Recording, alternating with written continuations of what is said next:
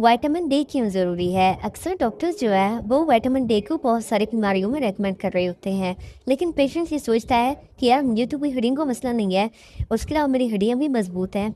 लेकिन जो vitamin D है वो सिर्फ हड्डियों तक महदूद नहीं है। विटामिन डी जो है वो हमारे सेक्सुअल लाइफ को प्रमोट करता है। उसके अलावा ये हमारे जो मसल्स होते हैं उनकी ग्रोथ में और उनका जो स्ट्रेंथ और स्टेमिना होता है उसको भी इम्प्रूव करता है।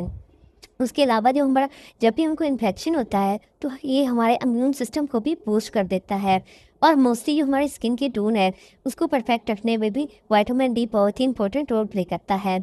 उसके अलावा जब भी हम कैल्शियम के सप्लीमेंट्स लेते हैं या हम दूध पीते हैं जिससे हमें कैल्शियम मिलता है तो उसके अब्जॉर्प्शन में भी विटामिन डी का बहुत इंपॉर्टेंट रोल है। अगर हमारी बॉडी में विटामिन डी की कमी होगी तो हम कैल्शियम अच्छे से अब्जॉर्ब नहीं कर पाएंगे, जिसकी वजह से क्या होगी, हमारे मसल्स में वीकनेस आ जाएगी, कॉन्ट्रैक्शन नहीं होगी और बोन के एडवर्स भी हमारे जिस्म में आ जाएंगे। तो जो विटामिन डी है उसका जो मेन सोर्स है वो है सनलाइट।